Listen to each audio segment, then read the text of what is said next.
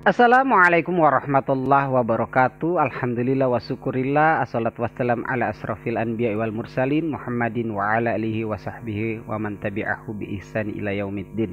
Jumpa lagi bersama saya Filipus Christian dalam segmen Lawak Religi.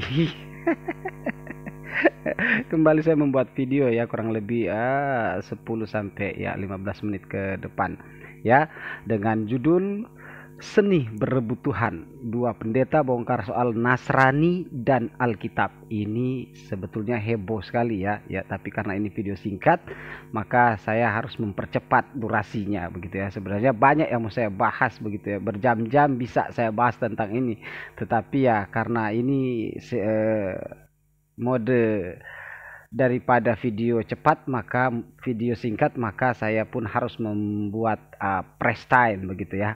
Oke ya, pada kesempatan ini ya kembali saya membahas masalah ini ya, dan sebelum itu kita akan tampilkan ya video-videonya, kelucuan dua pendeta ya, yang satunya pendeta Henry Tan, yang satunya adalah seorang aktivis gereja ya begitu ya. Saya kurang tahu juga dia pendeta apa bukan, tapi yang pasti yang saya kenal dia adalah seorang aktivis gereja Kristen Indonesia begitu ya. Kok mereka ya bisa-bisanya membuka aib mereka sendiri. Nah inilah ya, kita gak perlu ternyata susah-susah, mereka sendiri yang telah menunjukkan jati diri mereka. Sebenarnya ini urusan mereka ya, tetapi karena ini sudah dipublish ya, saya bantu publish supaya Anda mengenal dan kita lebih kuat dalam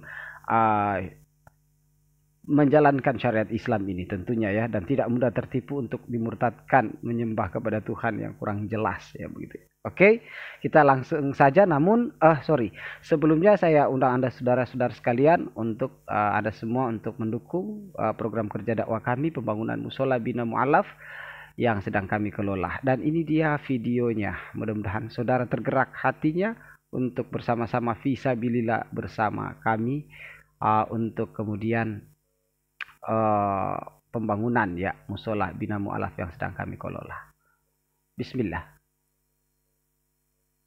Wasallam menyampaikan, man bana masjidan lillahi kamafhasi qatatin aw asghara banallahu lahu baitan fil jannah. Barang siapa yang membangun masjid niatnya karena Allah, walaupun sebesar tempat burung bertelur, aw asghara atau lebih kecil daripada itu, banallahu lahu baitan fil jannah, maka kelak nanti di surga Allah akan membangunkan dia semisal itu. Dan permisalan Allah tentunya akan lebih besar lagi balasan Allah Subhanahu wa taala siapapun yang membangun masjid. Dan sungguh seorang hamba yang memanfaatkan sebagian hartanya untuk membangun masjid, kendati pun dia sudah meninggal dunia, tetap dia akan mendapatkan amalan jariah, yaitu pahalanya terus mengalir. Rasulullah SAW. Oke, itu dia saudara, silakan Anda kunjungi nomor WA kami, nomor telepon kami, kemudian mengkonfirmasi bantuan saudara. Dan boleh sebutkan nama, boleh tidak sebutkan nama, boleh dipublish, boleh tidak, tergantung permohonan saudara. Dan bagi saudara yang ingin mungkin membantu atau mungkin ingin ya meringankan ya beban kami dalam fisabilillah ini, khususnya untuk penerangan listrik musola, ini adalah kartu tokennya ya atas nama Mushola Mu'alaf ya, bukan atas nama Filipus Christian. Ya, atas nama Mushola ya. Ini namanya jelas ya, bukan atas nama saya gitu ya. Atas nama Mushola yaitu 317 berapa nih? 31750415437 ya. Dan konfirmasi di WA 085827807544. Oke, langsung saja, sudah mau 5 menit ya, tinggal 5 menit lagi kita akan membahas kelucuan yang ada. Dan ini dia video yang lucu pertama yang sudah tidak asing lagi. Nasrani itu di dalam Kisah 24 ayat 5. Mohon maaf, telinga Anda bisa merah dengar ini. Nasrani itu disebut sekte. Sekte itu artinya sesat, artinya bidat. Ya. Lalu Nasrani itu disebut punya ajaran sampar. Sampar itu mematikan. Kemudian bertentangan dengan orang beradab, artinya biadab. Waduh. Jadi penganut Nasrani di era sekarang ini Alkitab menulis sesat bidat, ya, mematikan ajarannya dan biadab. Nasrani itu di dalam Kisah 24 ayat 5. Mohon maaf, telinga Anda bisa merah dengar ini. Nasrani itu disebut sekte. Jadi luar biasa ya. Jadi luar biasa, dia membongkarnya kembali begitu. Dia membongkarnya sendiri tanpa kita suruh ya. Ya itu agamanya sendiri sebenarnya. Kan lucu di sini. Siapa coba yang tidak berakal sehat kira-kira, kita atau mereka ya? Kita nggak menista agama mereka, mereka sendiri yang menistakannya. Kita tidak mendiskreditkan agama mereka kecuali di ranah debat. Tapi mereka sendiri bikin monolog, video monolog, kemudian membahas aib mereka sendiri. Kan lucu. Ya, Nasrani sesat bidat ya. Aduh, ya Allah ya Tuhan, kok bisa-bisanya ya orang Islam ya, sekecil apapun penistaannya, walaupun dia orang Islam sendiri, coba menista Islam, langsung diproses, langsung dilaporkan, langsung digeruduk. Kalau mereka biasa aja. Oke, yang selanjutnya kita lihat ya. Jadi apa yang dikatakan pendeta ini tadi, Nasrani dikatakan Alkitab sesat bidat ya, dan telinga Anda bisa panas. Oke, sekali lagi deh. Itu artinya sesat, artinya bidat.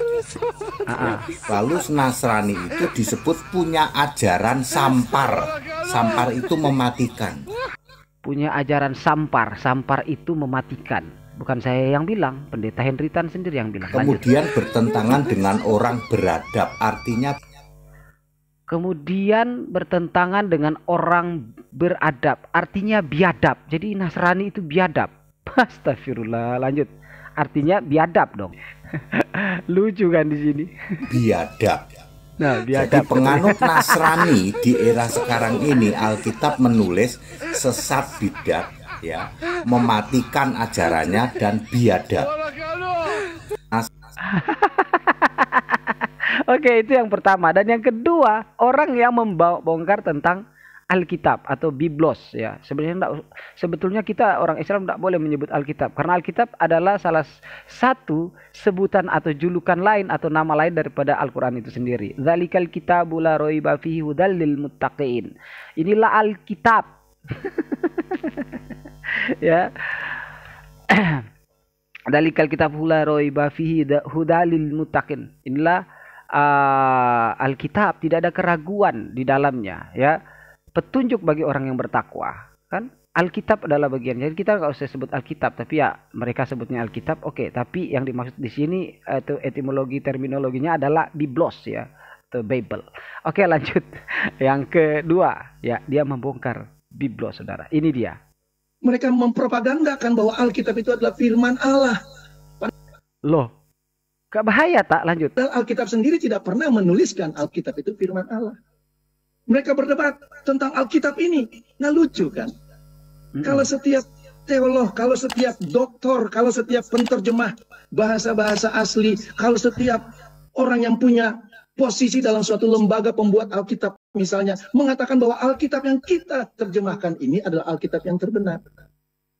Nah, bisa bayangkan, Katolik punya Alkitab sendiri, Protestan punya Alkitab sendiri. Yang mana firman Allah itu? Di dalam Protestan pun berantem. Alkitab atau LAI, TR, ya kan, atau WH, Bizantin, ya kan, atau yang mana, yang katakan Alkitab adalah firman Tuhan. Nah, disinilah muncul Tuhan yang baru. Kenapa? Karena mereka mengatakan Alkitab mana yang benar. Teolog-teolog ini menjadi Tuhan. Mereka mempropagandakan bahwa Alkitab itu adalah firman Allah. Oke, kita bahas per kata ya. Mereka mempropagandakan bahwa Alkitab itu adalah firman Allah. Biblos maksudnya ya.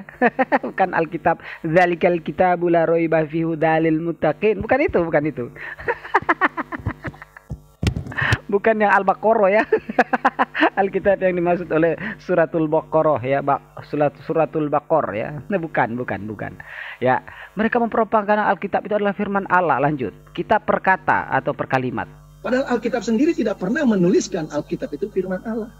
Padahal Alkitab sendiri tidak pernah menuliskan kalau Alkitab itu adalah firman Allah. Lucu juga sih orang ini. Nekat banget ya. Aduh, nggak bahaya tak? Lanjut. Mereka berdebat tentang Alkitab ini. Nah lucu kan?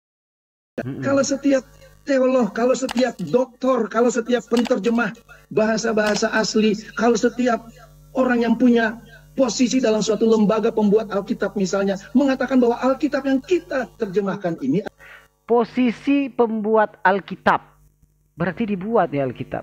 Menterjemahkan ini, lanjut, adalah Alkitab yang terbenar. menganggap ini adalah Alkitab yang terbenar. Ya iya dong, namanya kan kitab suci ya, wajib diyakini kebenarannya 100% dong sebagai firman Tuhan. Kan lucu kalau ada oten-oten macam ini kemudian memprotes. Cuma dua. Dia disebut bidat. Yang kedua, pertama dia disebut bidat oleh mereka. Yang kedua, akal sehatnya mulai hidup. Oke, lanjut. Nah bisa bayangkan, Katolik punya Alkitab sendiri. Nah, Anda bisa bayangkan Katolik punya kitab sendiri sekitar 72-73 kitab ya. Ada Esdras, Makabes ya. Ada ya pokoknya berbeda lah. Kalau Protestan kan 66 kitab. Kalau kalau Katolik kan 73. Lanjut. Protestan punya Alkitab sendiri. Yang Betul, Alkitab Kristen Protestan itu adalah 66 dari Kejadian sampai Wahyu ya. Kejadian sampai Maleakhi 39 kitab dan Matius sampai Wahyu 27 kitab atau 27 surat ya. Dari Matius sampai Wahyu 27 surat. Lanjut ya, lanjut. Jadi Katolik punya 73, Protestan punya 66. Lanjut. mana firman Allah itu? Di dalam Protestan pun berantem. Alkitabnya mana? Yang firman Allah, King James atau LAI? Nah, di dalam Protestan pun betul. Memang saya akui ada perbedaan perdebatan, termasuk juga Protestan versus dengan karismatik. Saya sebagai mantan karismatik tahu persis ini. Yaitu yang mana yang mau kita pakai, King James Version, KJV, atau KJV, atau yang LAI, Lembaga Alkitab Indonesia. Karena ada versi-versi yang berbeda di dalamnya. Dan perbedaannya itu sangat signifikan gitu loh. Sangat kentara dan sangat mencolok gitu loh. Oke, lanjut. TR, ya kan, atau WH? Nah, Bizantin, ya kan? Atau yang mana? Yang katakan Alkitab adalah firman Tuhan. Nah, disinilah muncul Tuhan-Tuhan yang baru. nah, Kenapa? Karena mereka yang menetapkan Alkitab mana yang benar. Teolog-teolog ini menjadi Tuhan. Nah, teolog-teolog inilah yang menjadi Tuhan. Salam akal sehat, salam selamat berpikir, dan selamat cakar-cakaran di kolom komentar. Ya, kalau masih waras komentar sedikit lah. Berarti kalau nggak komentar, nonton tapi nggak komentar, berarti kurang waras juga nih. Astagfirullahaladzim. Jadi sudah ya, kita telah disuguhkan dengan kelucuan dua pendeta yang sangat koplak bin kucluk. Mereka sendiri menista dan membongkar kesesatan agama dan kitab sucinya. Wahai engkau kaum muslimin dan muslimat, stop menganggap, stop bertanya, stop cari tahu kenapa Filipus Kristian, seorang lulusan sekolah Alkitab, malah masuk Islam dan mengislamkan semua keluarganya. Stop, stop, dan stop. Capek saya menjawab. Dengan video ini Anda sudah mendapatkan jawabannya. Ya, dan masih banyak lagi, ratusan, mungkin sudah ribuan video yang saya upload di channel ini. Oleh sebab itu, dukung terus. Dukung terus dakwah kami, dukung terus usaha dakwah kami, kerja dakwah kami, yaitu PT Tauhid Sejahtera Langit Abadi. Bersama Filipus Kristian di dalam dakwah maupun pembangunan Mushola Bina Mu'allaf. Serta jangan lupa like, comment, subscribe, and share.